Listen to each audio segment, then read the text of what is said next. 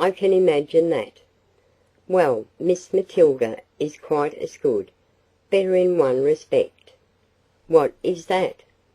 She's honest. And the other is not? I should not call her dishonest, but it must be confessed she's a little artful. Artful, is she?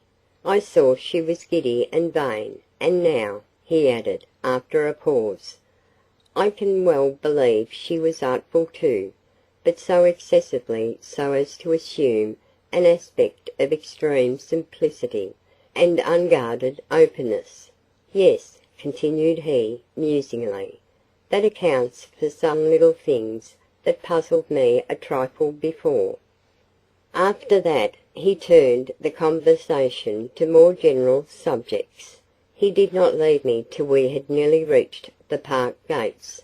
He had certainly stepped a little out of his way to accompany me so far, for he now went back and disappeared down Moss Lane, the entrance of which we had passed some time before.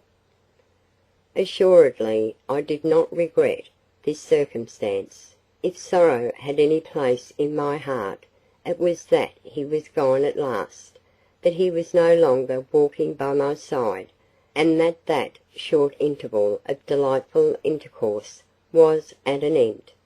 He had not breathed a word of love, or dropped one hint of tenderness or affection, and yet I had been supremely happy. To be near him, to hear him talk as he did talk, and to feel that he thought me worthy to be so spoken to, capable of understanding and duly appreciating such discourse, was enough. Yes, Edward Weston, I could indeed be happy in a house full of enemies, if I had but one friend, who truly, deeply, and faithfully loved me, and if that friend were you, though we might be far apart, seldom to hear from each other, still more seldom to meet, though toil and trouble and vexation might surround me, still it would be too much happiness for me to dream of.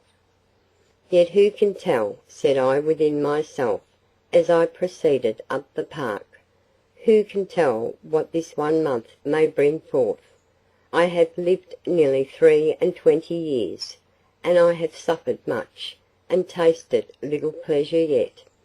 Is it likely my life all through will be so clouded? Is it not possible that God may hear my prayers, disperse these gloomy shadows, and grant me some beams of heaven's sunshine yet? Will he entirely deny to me those blessings which are so freely given to others, who neither ask them nor acknowledge them when received? May I not still hope and trust? I did hope and trust for a while, but alas, alas, the time ebbed away.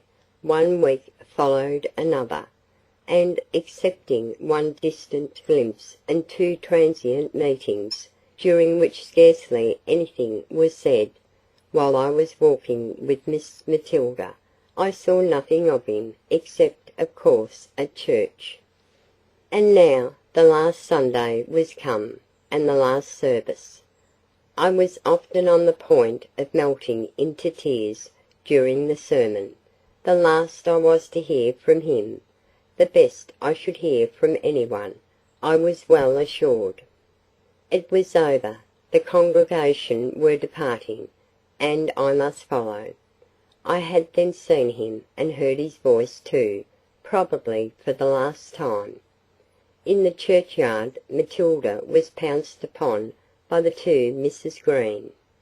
They had many inquiries to make about her sister, and I know not what besides. I only wished they would have done, that we might hasten back to Horton Lodge. I longed to seek the retirement of my own room, or some sequestered nook in the grounds, that I might deliver myself up to my feelings, to weep my last farewell, and lament my false hopes and vain delusions. Only this once, and then adieu to fruitless dreaming. Thenceforth only sober, solid, sad reality should occupy my mind, But while I thus resolved, a low voice close beside me said, "I suppose you are going this week, Miss Grey?" "Yes," I replied. I was very much startled, and had I been at all hysterically inclined, I certainly should have committed myself in some way then. Thank God I was not. "Well," said Mr. Weston, "I want to bid you good-bye. It is not likely I shall see you again before you go." "Good-bye, Mr. Weston," I said. Oh, how I struggled to say it calmly. I gave him my hand. He retained it a few seconds in his. "It is possible we may meet again," said he. "Will it be of any consequence to you whether we do or not?" "Yes, I should be very glad to see you again." I could say no less. He kindly pressed my hand and went. Now I was happy again, though more inclined to burst into tears than ever. If I had been forced to speak at that moment, a succession of sobs would have inevitably ensued, and as it was, I could not keep the water out of my eyes. I walked along with Miss Murray, turning aside my face, and neglecting to notice several successive remarks, till she bawled out that I was either deaf or stupid, and then, having recovered my self-possession, as one awakened from a fit of abstraction, I suddenly looked up and asked what she had been saying. Chapter 20